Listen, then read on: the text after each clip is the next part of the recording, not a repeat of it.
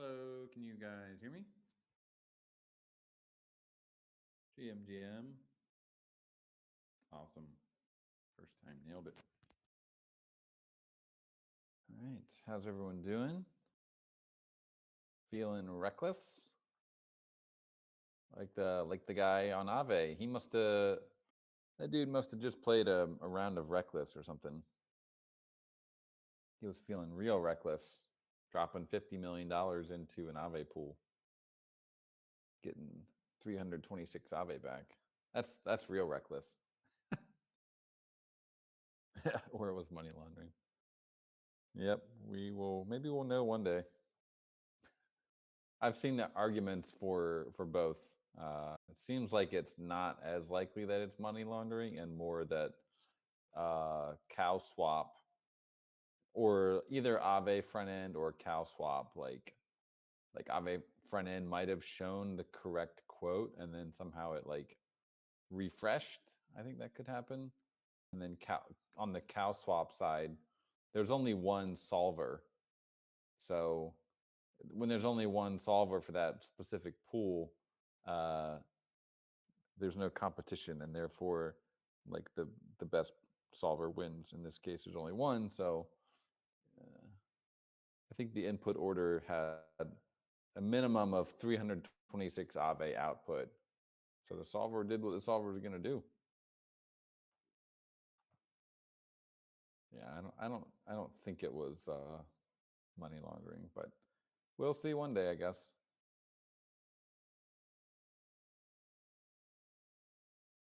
Yeah, but the way that Aave team, just another. I mean, it's another L for Aave. It's been many L's in a row. It's pretty rough to see our parent project blowing up in public.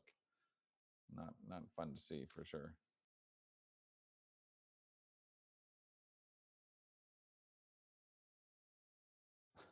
Yeah, that's Emilio from Aave.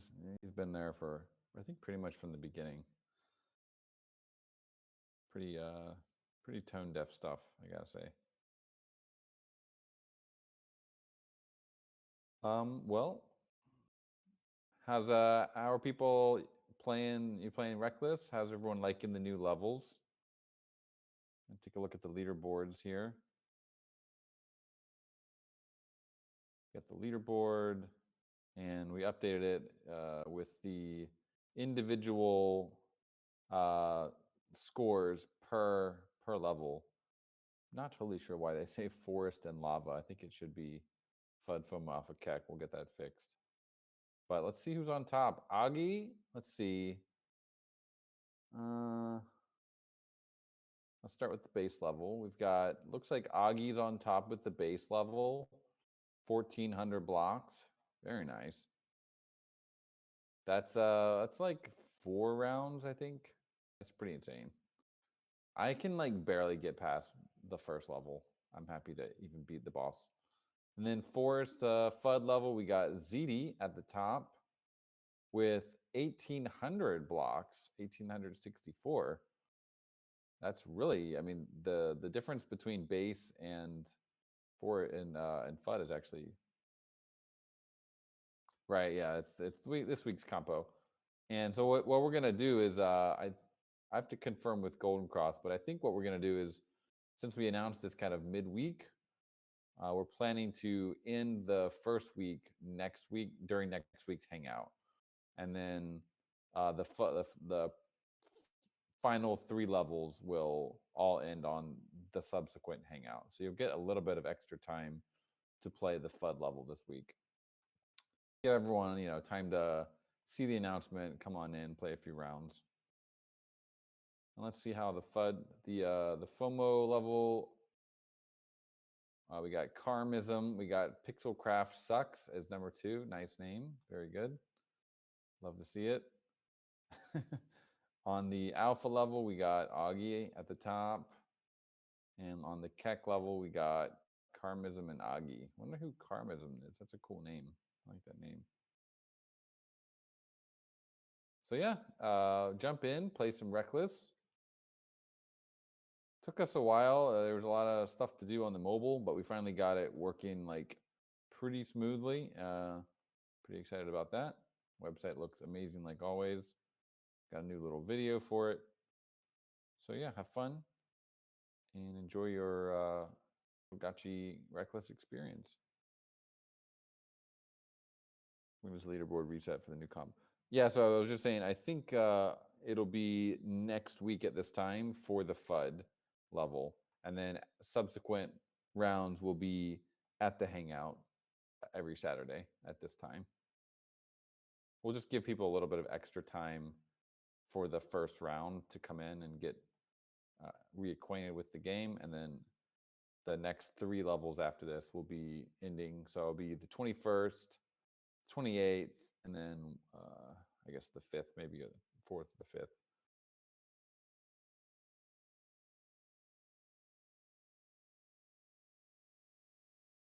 So yeah, pretty cool.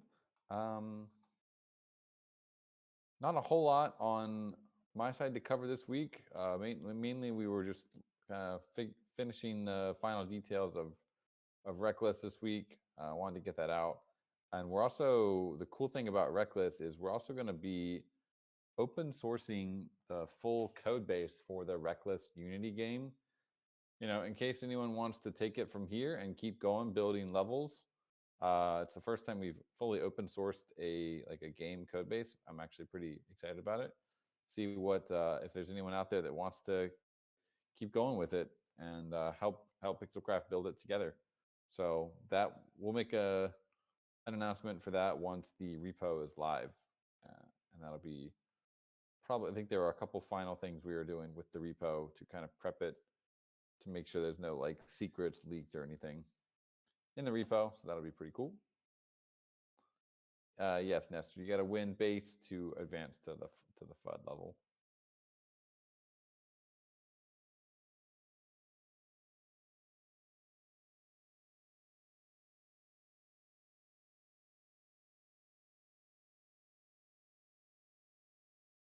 Beyond that, does anyone have any other topics you want to cover for the Hangout? Otherwise, I mean, we got quite a lot of DAO stuff to go over. I know maybe it's a little early, but probably we can start doing the DAO calls. I mean, there's not too much to cover on the Hangouts recently, so maybe we can start the DAO calls a little bit earlier and let people know. Since Nestor, you're here, I know there's plenty to cover to update the community on what's going on over at MEXC. Today, we might be getting the final announcement here from MEXC about whether they're gonna give an extension or not. My kind of take on that is like they listed us without asking permission, and they're also going to delist us without asking permission. Like that's just what centralized exchanges do. We've never really provided liquidity to MEX, never really, even thought about it. So, it's not great that they're delisting us, but at the same time, everyone listed us without asking, and they delisted us without asking. So it's just kind of how the world works, I think.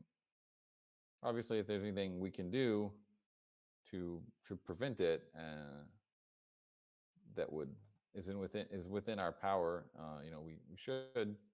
But at this point, I'm not really sure that there's a whole lot as a project that we can really do. But we'll wait till we get an update from Nestor here. Yeah, Chonya, let's get down to business. All right. That was quick. All right. Well, GM. Okay. So yeah, Nestor, if you could notify Justin if he was going to join us today, that we're starting a little bit early, that'd be cool. I can start off with the proposals. Okay. So we've had some ballots this week. Ballot number 1 closed on Tuesday, and it was to elect 1 Multi-Sig Signer, part of Aavegotchi DAO Core Proposal to elect 9 Multi-Sig Signers, and the winner was Brills with 39.07 of the voting power. The quorum only reached 71.3%, but that seems not to matter as the third and continued ballot is already posted for the sake of urgency. I can copy and paste this one in here. That was ballot 1. And let's see. Ballot 2 to elect one Multi-Sig Signer, which is the second Multi-Sig Signer, and also ended Tuesday. The winner was PG with 27.94% of voting power. The quorum reached 69.8%. And I can paste that one in here too. So those are the closed ballots. And there is one currently active ballot, which is the third and final ballot to elect the remaining 7 Multi-Sig Signers out of the rest of the other ballots. And this one ends March 17th. Currently in the lead are MEXC Crouton, VR Dev, Phase, Ztev, Zonzi, Koshiko, Nestor. Is that 712? Yes. Okay. Yep. So MEXC Crouton has 23.12% of the voting power in the lead right now. And that one, again, ends March 17th. And let me just paste that one in here in the chat. There it goes. Okay. So that's it for the ballots for the signers. We have another active proposal, Aavegotchi DAO Core Proposal, Multi-Sig Signers election, and compensation rules 2026 to 2027. I can paste that one. And 85.62 have voted yes for this proposal. That one also ends March 17th. The next active one is the Agip 158, clarifying the intended eligibility of the Gotchi Battler portion of Agip 155. That one ends today, a few hours after today's call, I believe. That one I can paste in the chat.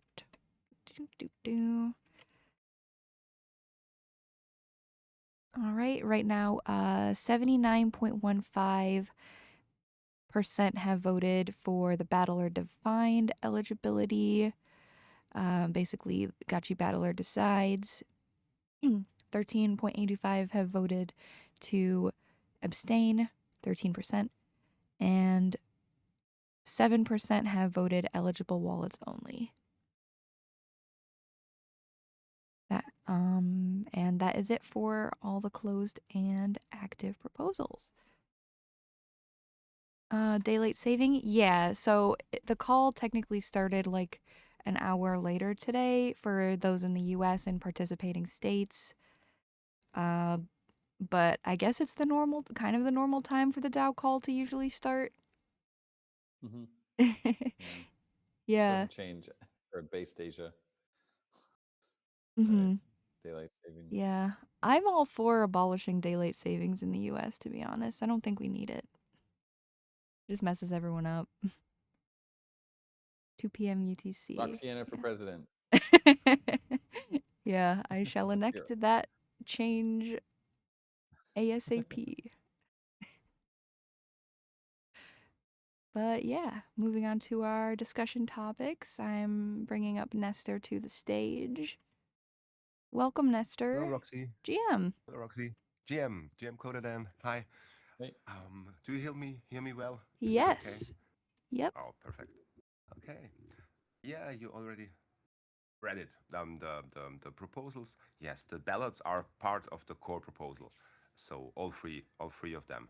We had to make 2 ballots because of Justin just wrote he will be here in 15 minutes. Oh, perfect. Yeah, perfect. The ballots. So I tried everything, I tried to make a deal with them, with Snapshot, to make it like 12 voting places. They only offer 10 voting places. We have 12 nominees.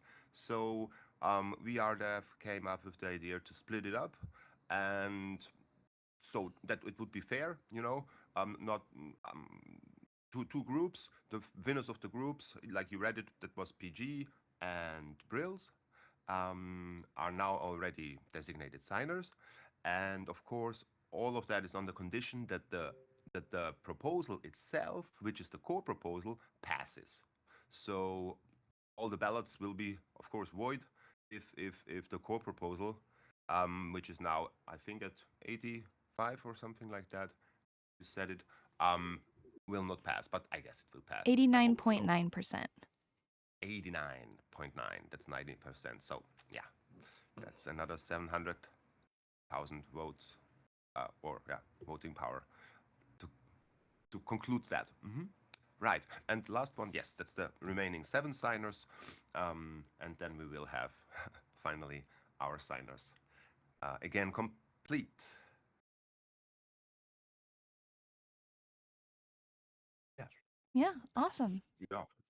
Awesome, yeah, and the rest is, yeah, I maybe I missed it because my speakers didn't work at the moment. You already talked about the market maker. Not yet. So that's on Right. our discussion. That's our discussion topic for today, about Aerodrome, MEXC, Coinbase, and other exchanges like Kraken. And I know that Justin is maybe going to speak about that. Yes. Yes. Basically, to recap, this week, earlier in that thread, eMaterial suggested, and I quote, "We need to dissolve the DAO liquidity position at Aerodrome and let Skynet manage it. This would be enough liquidity to spread across all KEX and DEX and prevent any further delisting and bad press." Do you agree with that statement, Nestor? I agree. He then carried on to argument it. He said, "Yeah, there it is the case. I'm not so much the pro in liquidity in illiquid the what do you call it? The impermanent loss. Yeah, the impermanent loss. I understand the concept, and I guess so that we are losing there some something a little bit through the impermanent loss.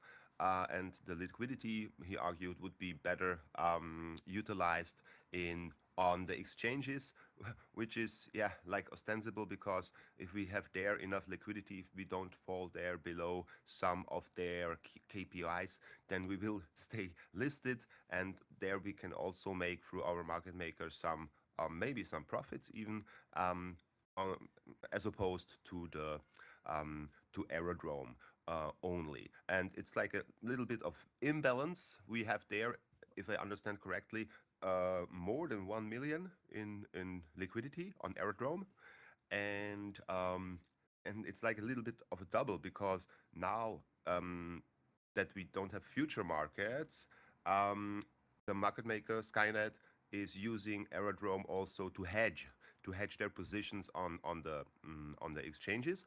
So they could and maybe would also take care of the managing, maybe with their techniques and bots even better than we could, and reduce maybe even this impermanent loss on the DEXs. And at the same time, if we pull some of the liquidity over to the exchanges we want to be on, that would be ideal. So I would say that's the prospect for the next proposal that we will discuss, how and how much and where to we would like funnel a part, not everything, but a part of the liquidity from Aerodrome. Okay. Was that somehow? Yeah, that's what a lot. Yeah. Yeah. You said something about the MEXC assessment zone deadline ending today. Is that correct? That is correct. We have been also active in working that. That is an assessment zone. I don't know how we came to it. I think because of the falling price that of course our holdings there are not in dollar value. In dollar value are not that much as they have been. And why do they do that? They do that automatically. If they see if the system sees some KPIs are in the red, then it slips into this assessment zone. That means they are observing the token, the project. And that's not yet any listing or delisting. It's like prior to a potential flagging. Yeah. And what we intended now, also Skynet was very active. Justin and Ivers from Skynet were active in talking with them. We have a channel open with them now and can communicate with them. And we want to prolong it, to extend it, yeah, to see there is something, to show them that there is something happening, that we are taking care of that it's not, a project maybe that are dysfunctional or something. Of course, then they have to flag them. But in our case, we are very active. We are working on it, and we have to show that we take measures. And one measure is this, that we will make this proposal, and another, that's the first one. Yeah. And it's ending today. Yeah, it's ending today. And after that, they will the risk team from MEXC will convene and decide. I guess, I don't know if today or I will ask them. Yeah, it looks But they like didn't Justin tell. just joined us in the audience. Justin, if you're available, can you Perfect. raise your hand to come up on stage? Perfect. Welcome. Hey, everyone. Hey, thank you. Welcome. Glad to be here again. Yeah, we were just discussing the MEXC situation about how the assessment zone ends about today. Yeah, I believe it has already ended today. So eager to see like what their decision is. In general, MEXC has been extremely vigilant over the last, let's say, since a few weeks, or since about a month approximately. I think there are in total, just a massive amount of projects in the assessment zone. If I look at our own client base, it's almost 20 different projects that we support are currently in the MEXC assessment zone. The reason why they're so aggressive and vigilant, I have no clue. But we have pushed and pressed them multiple times now in regards to Aavegotchi. So let's see if we can, first of all, get an extension at least on this, and then we can take some next steps in order to improve the current situation.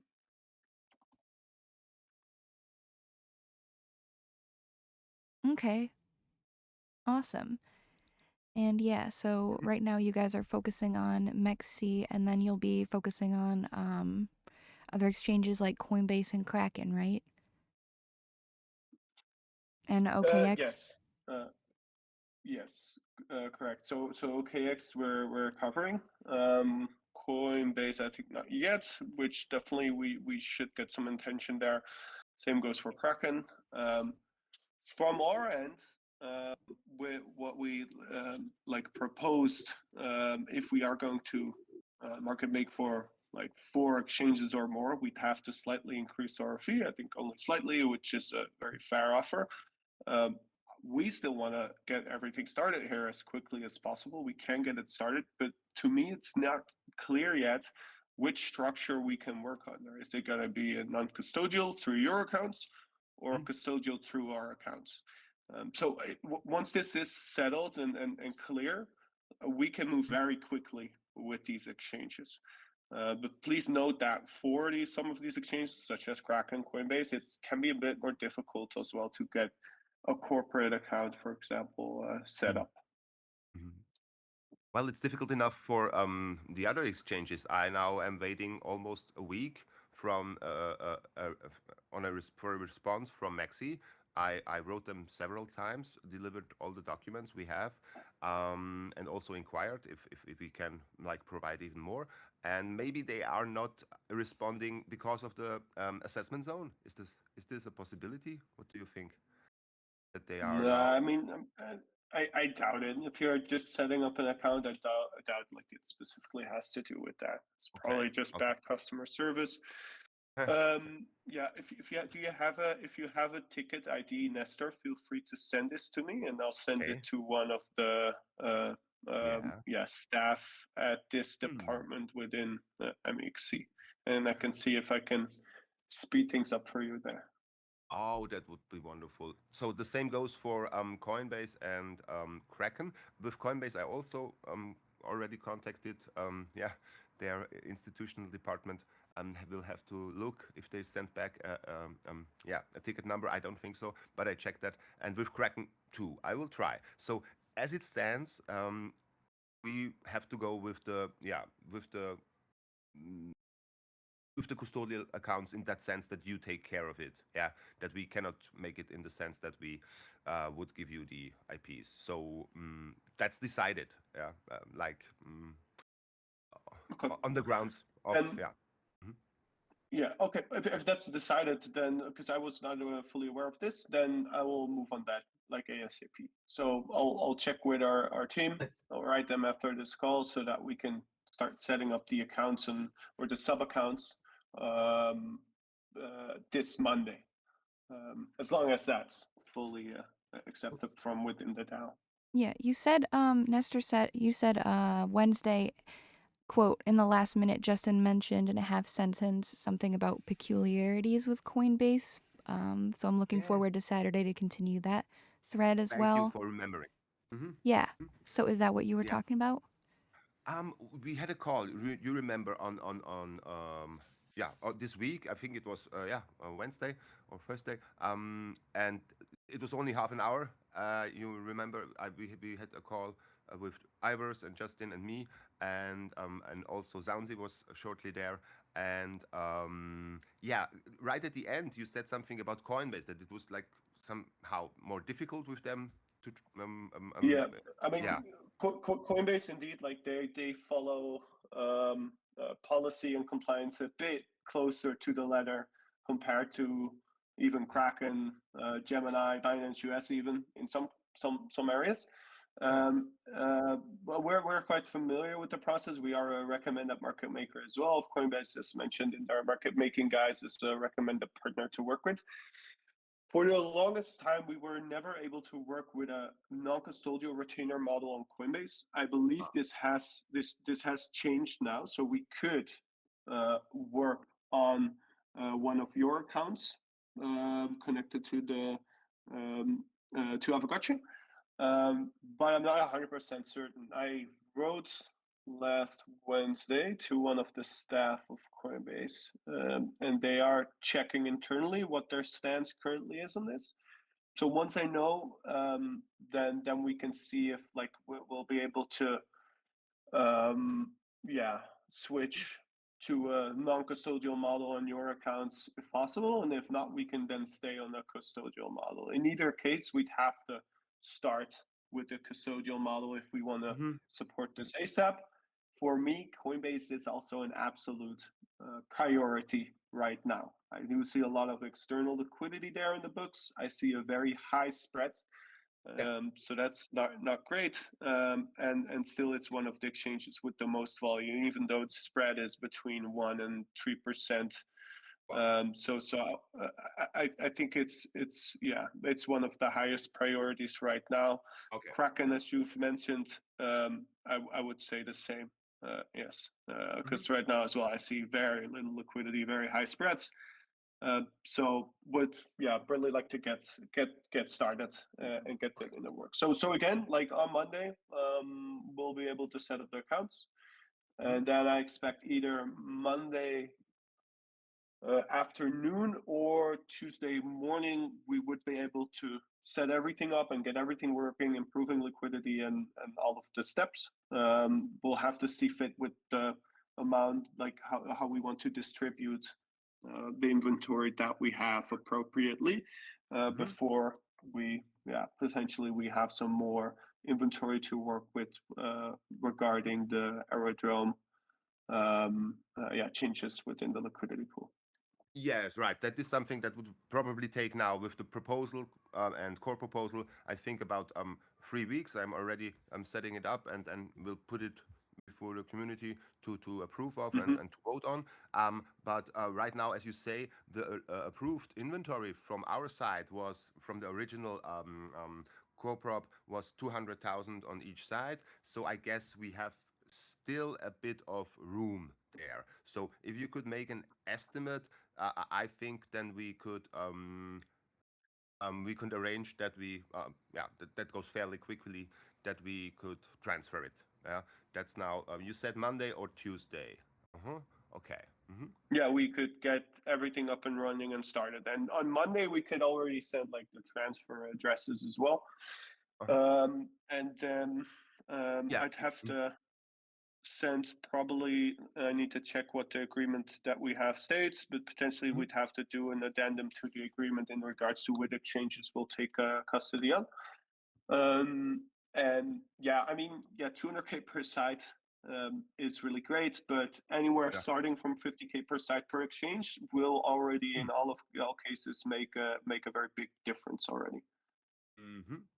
No, of course, and if we aim at for exchanges and also the DEX, then of course it would have to be probably more than 200 on each side. So as you say, it's an effect, but if you have more inventory, and now do you have inventory to work with instantly, like on Monday, Tuesday? Do you have the inventory, or do we have to take action in this sense? More. Let me just very quickly check where we are at right now. And in regards to this, checking this and dashboard access and these things, I've requested with you, Nestor, to check within the DAO all the interested parties and send the sign-up links. On Monday, whoever's not connected right now, we will connect all of the accounts. So on Monday morning, everyone should have appropriate access to the dashboard and a live feed on all of the statistics and so forth. Yeah, and as you said, they will see exactly the same that would be possible to see by me right now. That's the same dashboard. Yes. Yeah, that's the same dashboard. Same dashboard. Perfect. Yeah. Perfect. So I now received a call to everybody and to disseminate it. Just tell me, well, if you want the link, then they would register, but I would have to send you the email, right, to put it in. Is that correct? Or would the registering suffice? No, so I sent you like the link for sign up. You can share, and you share that, I assume, with everyone in DM. So if everyone used this link to sign up, I think we have the list. Okay, I might confirm some emails if necessary, but I think no, that's fine. No, okay, good. But because I don't publicize it, everybody who wants it just tells me, and I send them the link via DM. Perfect. Yeah. Right. Cool. So that's a plan. Hey guys, I don't want to interrupt, Nestor. I don't want to interrupt you or Justin. No. Your turn. Yeah, hopefully not so long today. Hi, Justin. Hi, DAO. So yeah, we had a lot of discussions in the DAO thread for the market making, and thanks, I also received now the access to the dashboard, and it was not clear. So when the dashboard is correct, at the moment we're having like funds 200 and 3,600. That means from the 300 original transferred, 203,600 are left. And when I, for myself, approved this proposal, it was talked about delta neutral. It was talked about hedging. This is also written there. So for me, delta neutral, because I'm a banker, I learned in a bank, and I'm very familiar with trading and hedging. It's all about to safety first and work to reach the KPIs. And in the last week, coderdan, me, and Nestor also discussed about this. And we already agreed that 300K should stay on 300K and that not the Ghost token price should be responsible for reducing the liquidity we gave. So, and I don't see the hedging here. I don't see anything else, as I called it also in the chat, as exit liquidity, because this is at the moment, we have like 140,000 nearly in stables on OKX, and we only have 13,000 stables on MEXC. But if we would be delisted from OKX and this and equal which exchange, and we're providing now this liquidity and not have any hedging strategy, and this liquidity we give is providing exactly exit liquidity with a good spread for people which want to leave, and even if it's the exchange which is still having some ghost token like Kraken, MEXC, OKX, name them all. So you maybe saw that BitGet delisted us end of February. Now other exchanges are following. And my understanding was always that you wanted to reach the KPIs of Binance, that you want to use Binance futures, because when you go into your own Skynet trading pair under project terms, you see also that Binance futures is there linked and mentioned. So this was the original plan. And now the project is 100% having the risk and the danger that the ghost token goes to 1 cent, because we are providing the liquidity from the DAO. Now even the idea to provide more from the Aerodrome pair. And I'm completely against it, because as you said, we have still 100K left.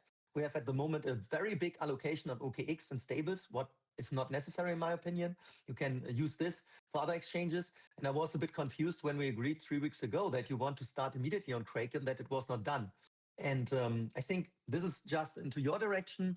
And the other point is for Nestor, that you just said here in the DAO call, it's agreed that we are using the accounts of Skynet. But I don't know if we ever made a final decision or discussion about it, because as said, the only thing and the only reason why it's now the easy way to say it is that you are not able to open accounts, or you're not getting it done because the Cayman Island entity or the Singaporean entity or whatever entity here was originally used, the question of the beneficial owner and the creator of the ghost token can never be answered, or will not be answered, or is not be answered. And under European law, under MiCA and all the other international laws, it's necessary to just provide answers. And I think it's very easy now to say, hey, give the money, and in the end, you're talking maybe about 1 million if you want to distribute another 500K from our Aerodrome to like a market maker, where the custodian situation is 100% with them and just about trust. And to be honest, when it started like this, we're talking about delta neutral, and it was not done delta neutral. It's a very clear sentences and framing, and not delta neutral, the ratio about Ghost and USDT. So I think there should definitely be a discussion going forward, and not say, hey, use all your accounts. We send you the money because this is the easy way and not the safety first way. And at the moment, I only see the accounts and the money and the liquidity of the DAO melting away without a clear marketing, PR, and strategy plan, because there's no reason why the token should not dump to 1 cent and even lower with the liquidity you all plan to provide. And I don't understand if it's me and some less people here understand this market making point.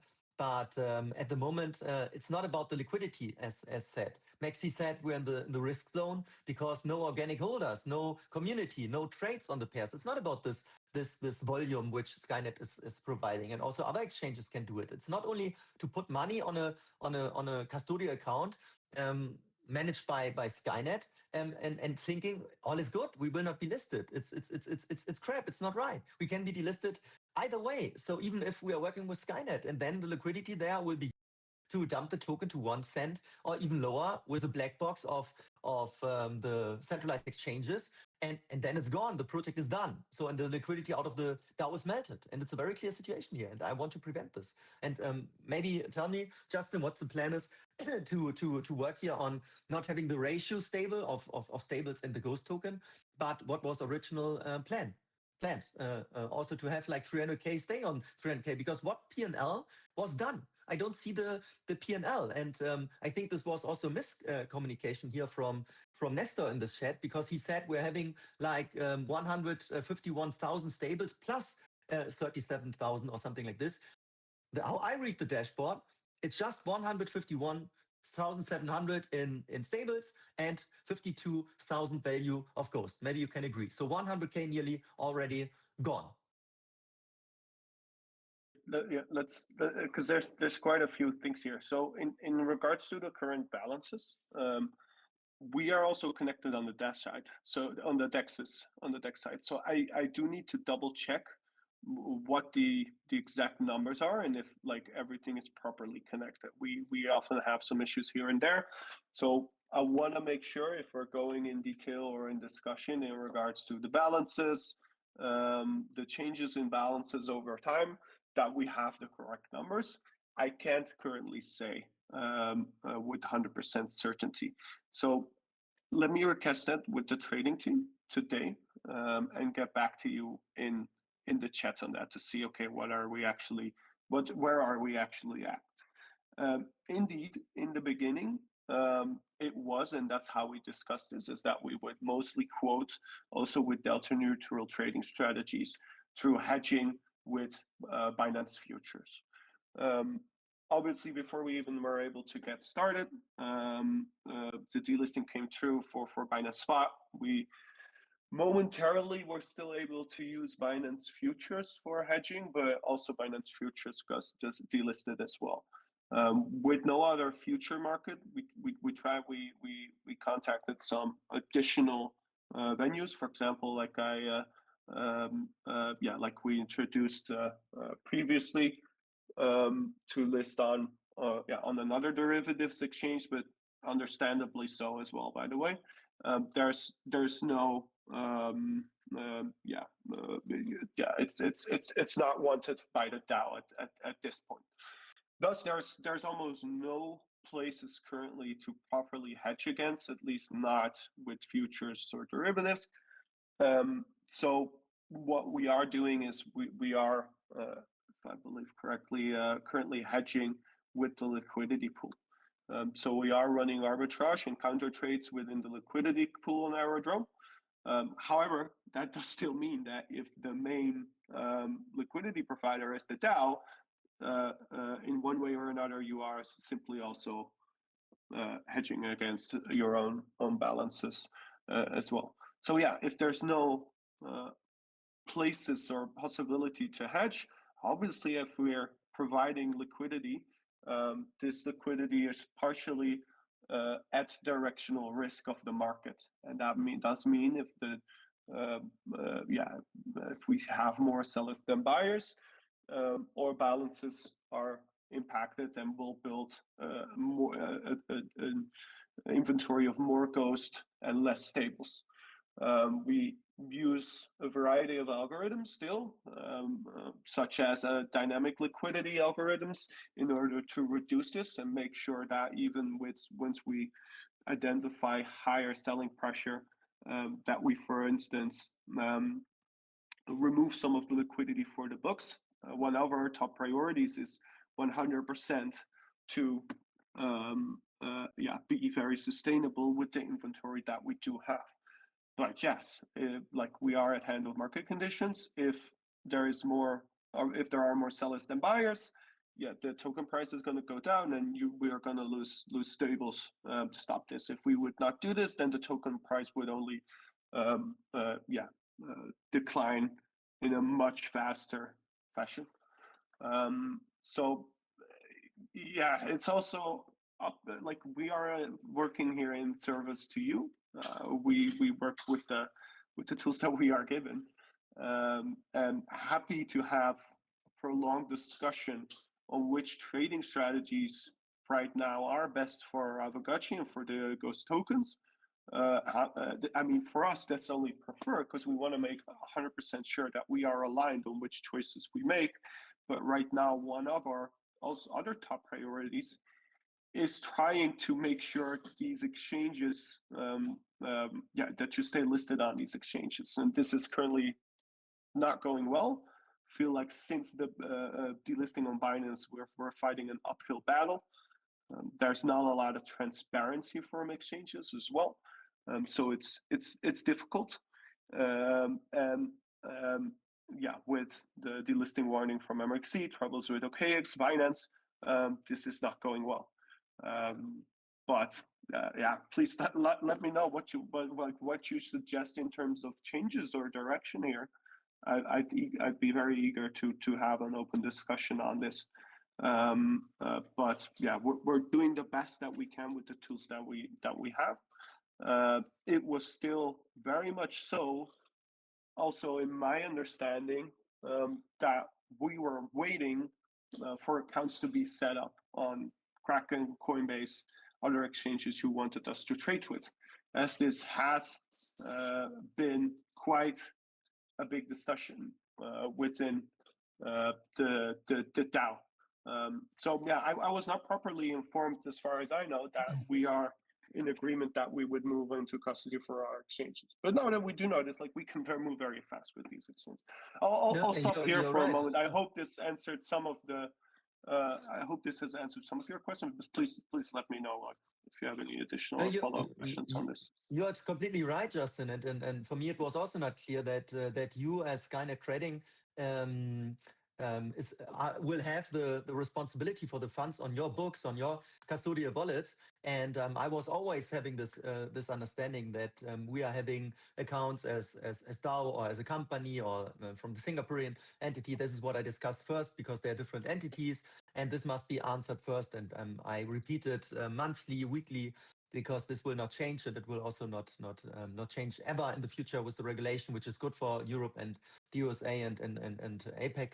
So, but the point is, I think you agree, we are hedging against our own liquidity, and the liquidity, when nothing will change, will go to zero, to the desert. So, and when we are providing so much money on OKX and will be delisted, 140,000 in stables, and also the ghost token can also be burned. So, we're at the moment, the problem is that I don't see any reason why we should invest so much time and so much liquidity to all these exchanges when the trading and reaching the KPIs from your company is not the only reason why we could be delisted. It's we could do better as DAO with the money and invest into project development, marketing, PR. And we know that Aavegotchi started as decentralized project. So all the people are very familiar with the wallet infrastructure. They can use our Aerodrome. And the point is, now when the conditions changed and Binance Futures completely removed us, and it was your strategy that you confirmed you wanted to hedge. So you said you got 300K or 400K and you wanted to stay on 400K, right? That's what you said. This was the plan. This is data neutral, and make some money with setting the spreads on the books. And this now is gone. Why should we discuss more and more to provide more liquidity, as you said, because it will not prevent us from being delisted, and the liquidity is drained, and then the DAO is having nothing.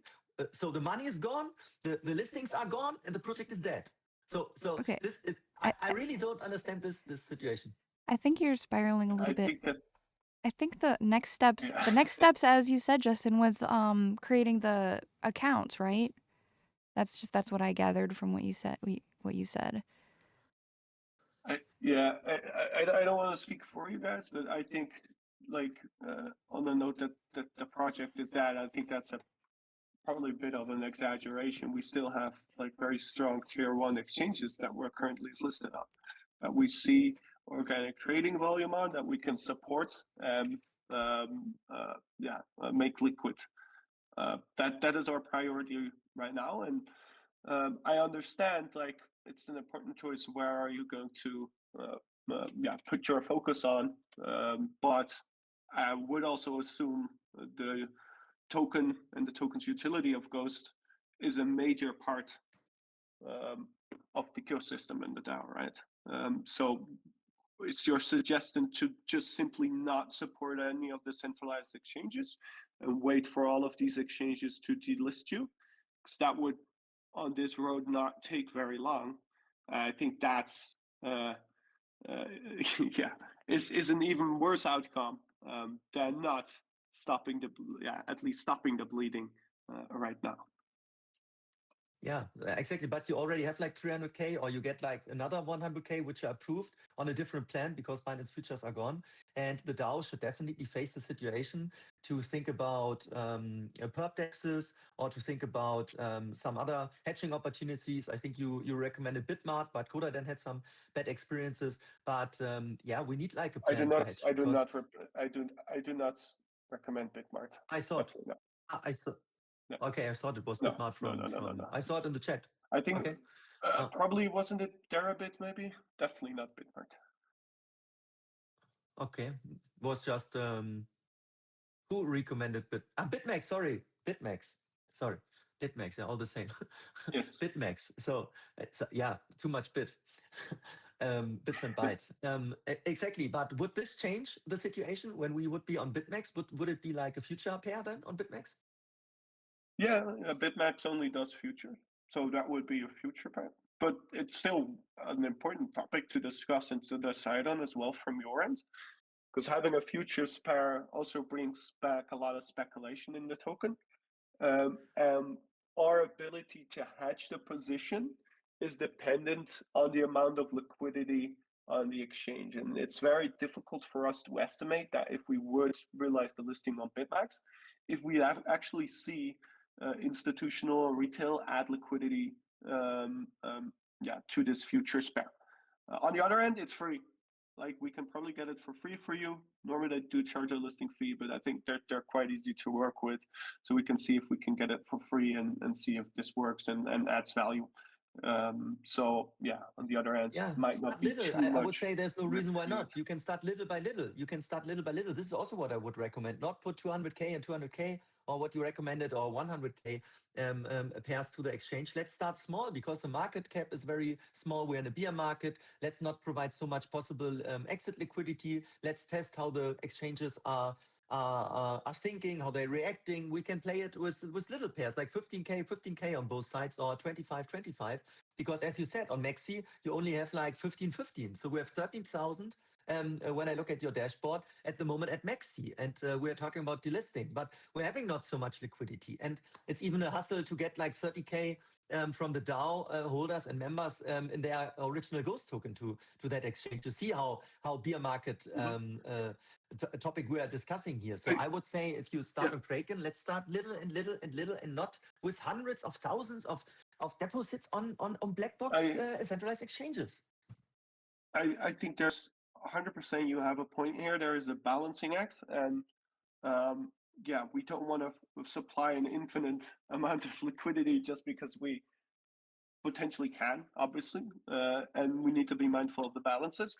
I would say 25K is very much on the low end, because also like a larger balance doesn't also necessarily mean we're going to quote more, right? It also just means we have more inventory and collateral to fall back on, and we have a bit more room to play with our dynamic liquidity. I would say closer to the 40K to 50K range in USDT per exchange. That is for us. I think that would be in this case the sweet spot, which would put us at 4 exchanges 200K in USDT. I think that's a balance where we can make a very significant difference, while also meeting exchange requirements. Kraken, for example, they want 5K in 2%.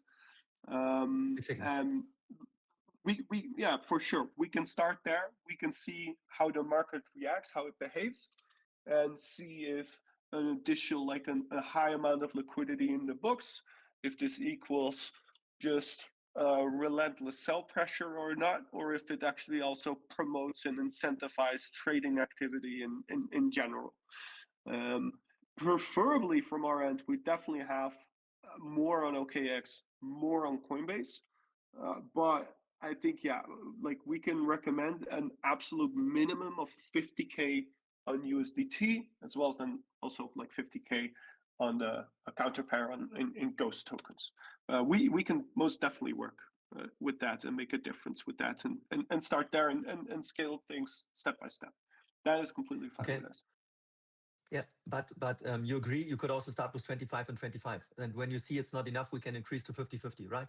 Because in the end, we're in this. Look at the market cap. Look where how much trading volume is at the moment, and how much projects are in the danger zone. And if you already provide 25K in stables and the project token, you're better than 95% of the projects which will be delisted because they're not working with a market maker.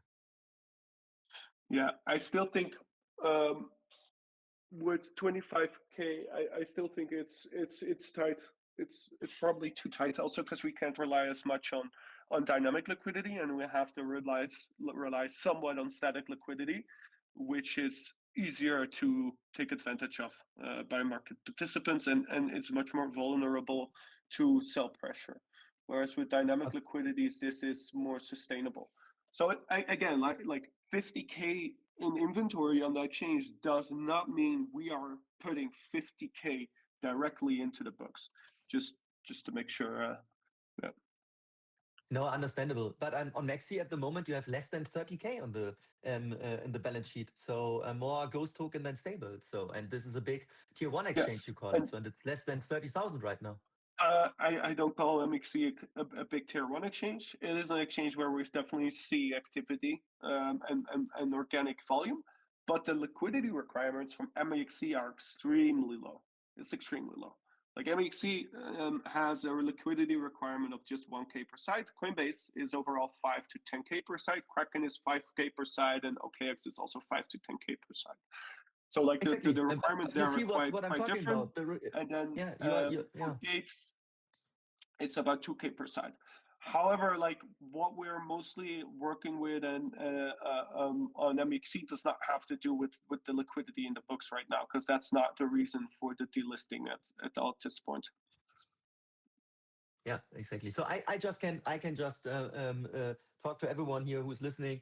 We should be much more careful. At the moment, it's really exit liquidity. We don't have any future pair. We don't have any hedging. Already 100K loss if the token doesn't go up, and I don't see a strategy now. We're talking even about putting a lot from our Aerodrome to market making. And as you heard, it's not necessary. Sometimes 5K per site. We're talking about 10K to meet the requirements. And the recommendation here, what I made is 25K per site. So even 5x more as the minimum requirement, and not 10x or 20x more as required. So let's be careful. Let's start and let's go to the DEXs.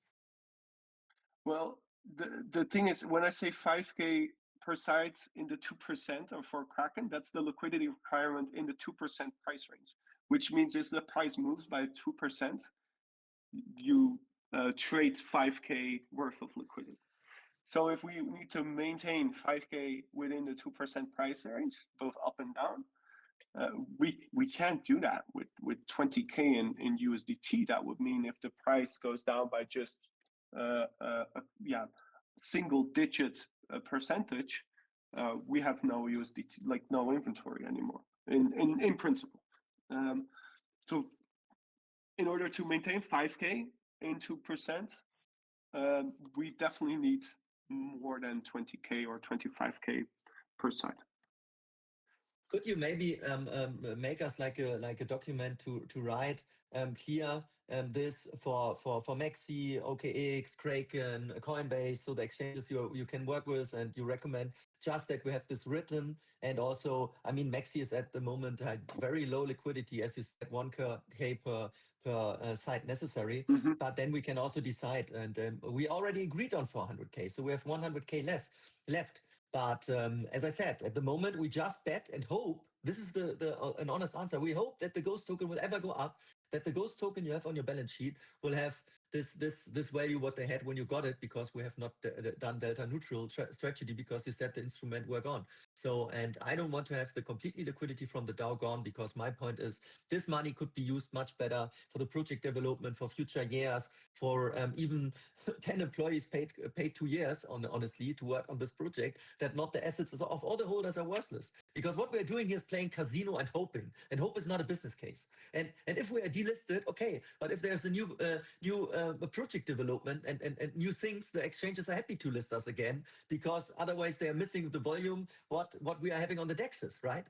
If there's really like a good investment case, no exchange would not relist us. So we should really face the truth.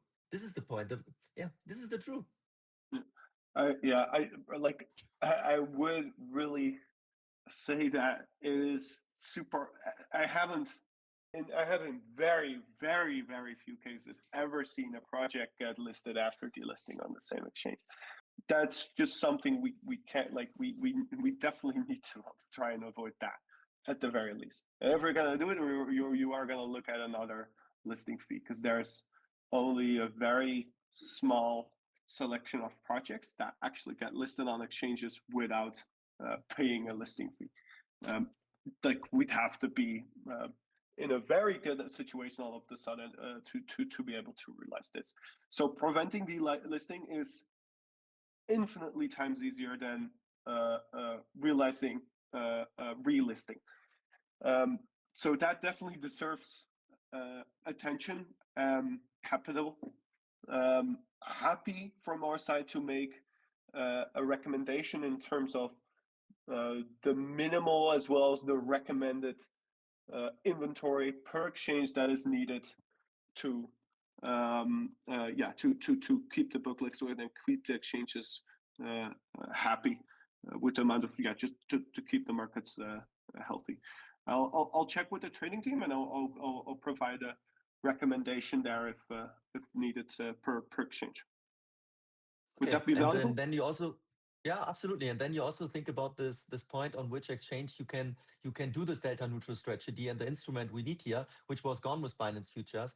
Because I'm not sure, was your team informed of the delisting of BitGet? Because you started in January, the first funds were transferred last day of January, I think. The delisting of Ghost token was 24 days later, so 24th of February. And as we all know, BitGet is also having a futures market and spot market. So there's also a lot of instruments, a lot of people in Europe and Asia are using BitGet. It's a very big tier one exchange. So, and we are already delisted, but just were your team informed about this? So have you known that we were on the Ghost danger zone? No, we in the beginning we had also we have made recommendations in terms of covering BitGet exchange, and we have mentioned that BitGet that you're not meeting the liquidity requirements of BitGet, which is 5K per side in the 2%. Which is nothing. Which is nothing for them. Yeah. I mean, it's something to us. I mean, 5K and 2% price range, that you need quite a bit of inventory to maintain this, right? Because that means if the price moves 2%, just 2%, you lose 5K of liquidity, either in Ghost or in USDT. It's not exactly, but now, but to compare to MEXC, I mean, if you have BitGet and MEXC, we should focus on BitGet. I mean, honestly. Yes, I do agree. Yeah, so a lot of wrong decisions. Yeah, however, then make it written. Thanks for the answers. We have to face, let's say, that we are working here with Hopium, a good crypto word, because 100K at the moment is gone in value, not realized, but it's gone because the Ghost token is going down. And look at the chart, I don't see any way back at the moment. And yeah, I hope that we are just calculating with 400K at the moment and not with 500 in addition, which is planned here from Nestor, Immaterial, and other DAO members. Because this is not the point at the moment for the project. And Justin and the team can also work with the rest of the 200K and 100K we have and try to reach the volumes at least. And the DAO and the project must work on organic grow holders and a completely execution plan. Otherwise, the project is dead in 6 months.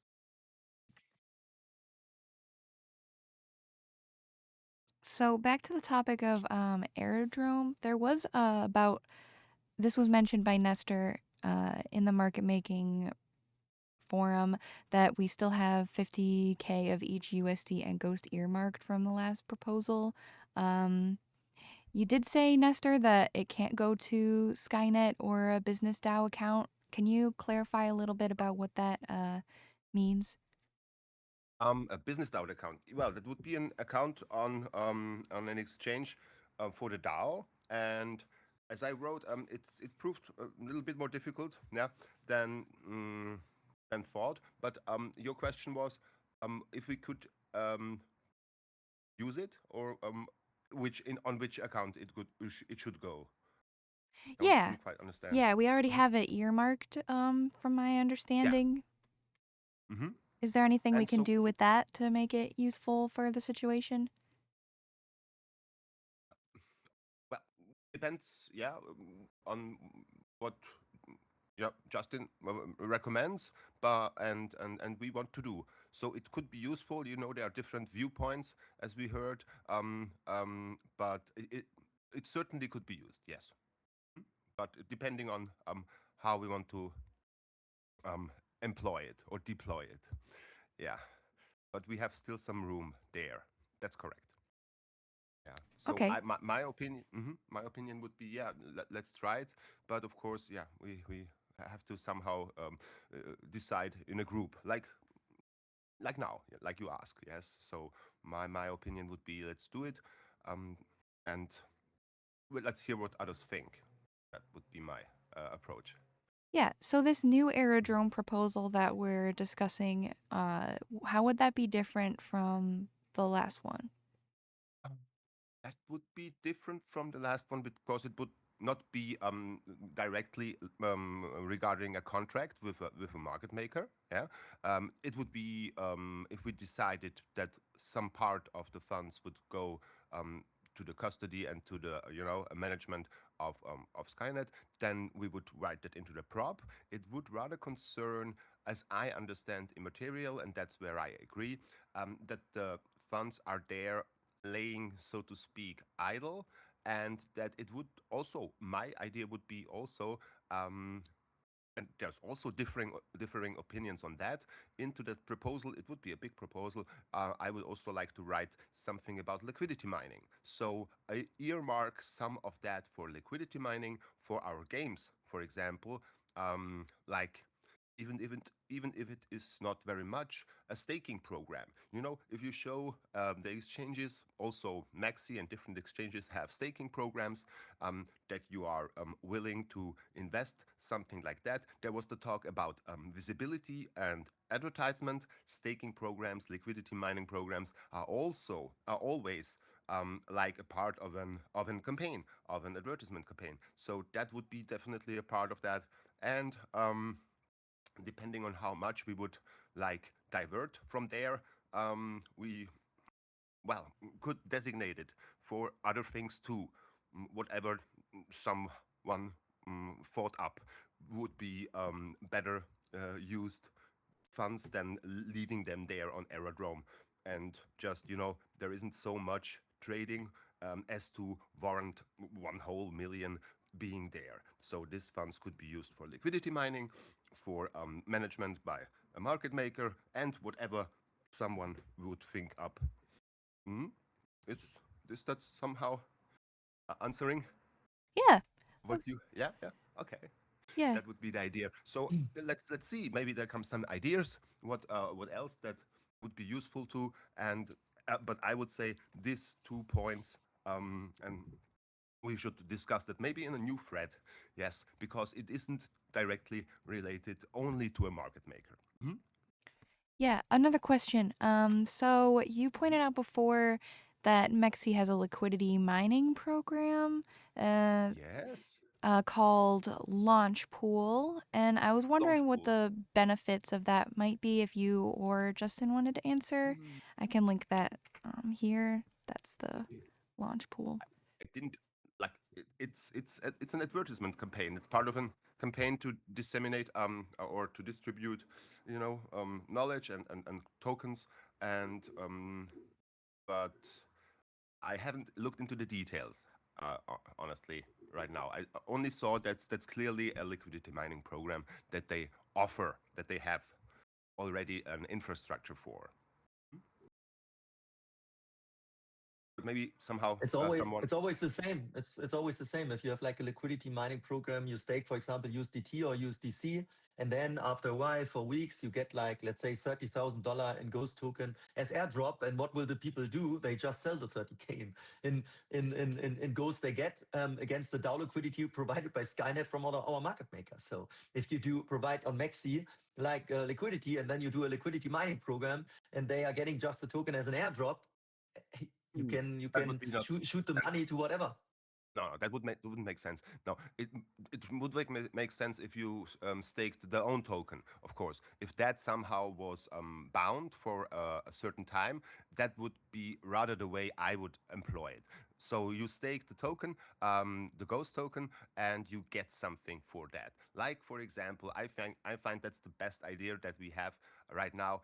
You get tickets for playing. Yeah, you have tickets for as entries, like in former times, our raffle tickets. So you stake the ghost token combined with USDT or USDC, and for that you become you not become, but you will get raffle tickets, you will get gaming tickets, you will get benefits that we can provide that are directly linked to the infrastructure we already have. And I could also imagine like starting a small flywheel with that, with Alchemica in the loop. And but the main thing, as you say, not to stake and distribute, stake only stables and distribute after that airdropped ghost tokens, but to stake the token itself, to stake ghost. That would be the aim, in my opinion.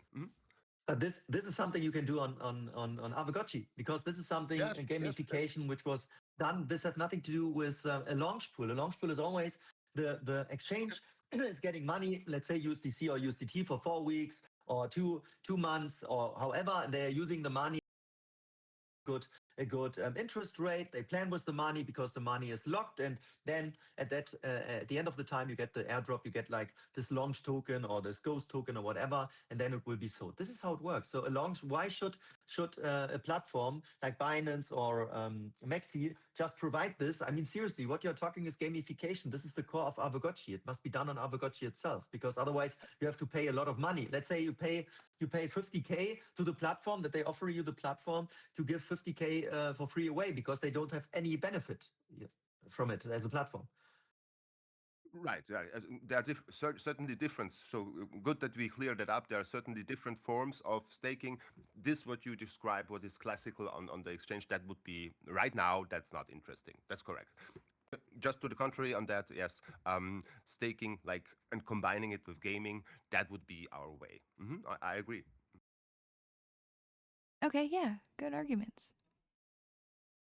No one wants friends for raffles of assets with no use case. Yeah, okay. Awesome. I don't believe I have any more questions right now.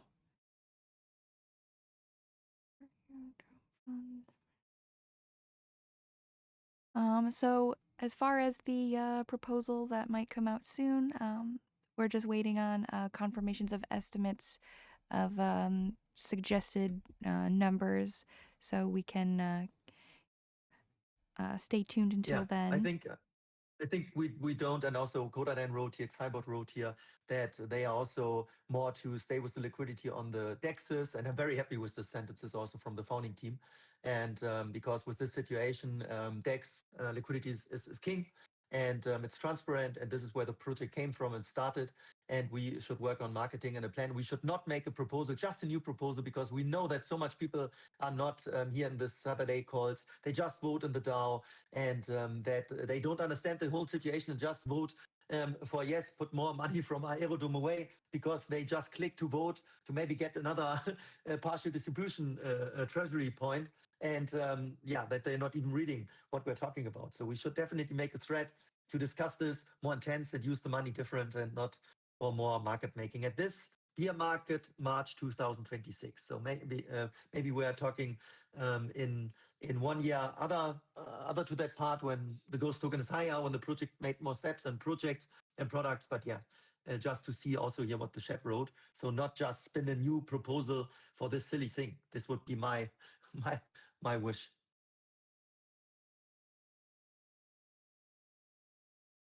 Okay, thank you. Yeah, there will probably be more discussion about the topic before the proposal comes out, since we're still waiting on the estimates. So yeah, if anyone has opinions on that, I'm sure that they could post those in the market maker thread. Let me find that real quick.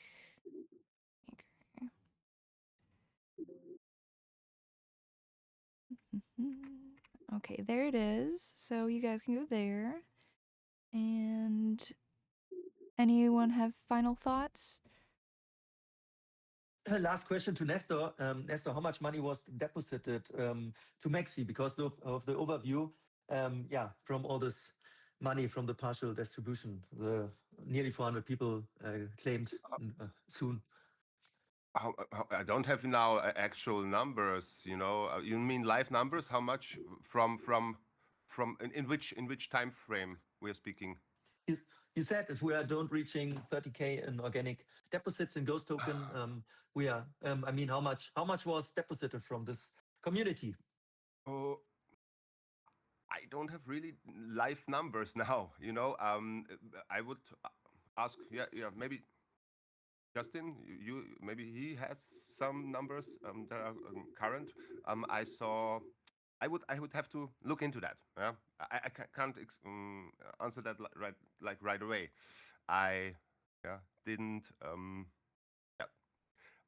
see every transaction made in the past I days. can see Or, as well, obviously. I also can see, obviously, but I have requested with MEXC a new snapshot. yeah. Hopefully we'll get that on Sunday, but potentially it will only be on Monday, and then they'll give us an overview of the total amount of Ghost tokens that is on MEXC in general. Okay. So there you have it. That wouldn't be like observable with the dashboard.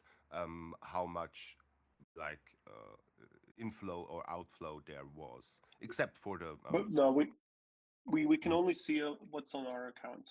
Okay. Yeah, of course. Okay. So. Okay. Yeah. Yeah. Stay on the ball. That's what it is. So yeah, there are different opinions on that, but that's the reason why we're here, right? To discuss it and to say what we think and yeah, bring it forwards. All right. So thank you very much, Justin, for your time. That's very appreciated. Very much. Yeah, thank you. That's really cool. Sure, and anytime, guys. Oh, cool. All right. Well, Roxy, any thought you have? Question or something? No, I'm wanna impartial mention? right now. Okay. But And yeah. did you play Rektless? I played one round, and I won against the first boss. I remember the last time, and it took me some time. It took some hour or two. So I have to relearn the mechanics. Yeah. Oh, really? Yeah. So I haven't started playing that recently. I just started getting into the DeFi dungeons like last month-ish, and I'm still yeah. doing that. That's pretty fun.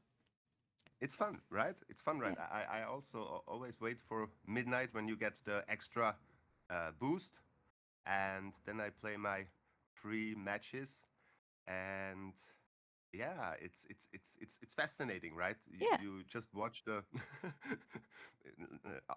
the automat, you know, like an automat in former times, but still it is very yeah. Do I win? Do I win? Not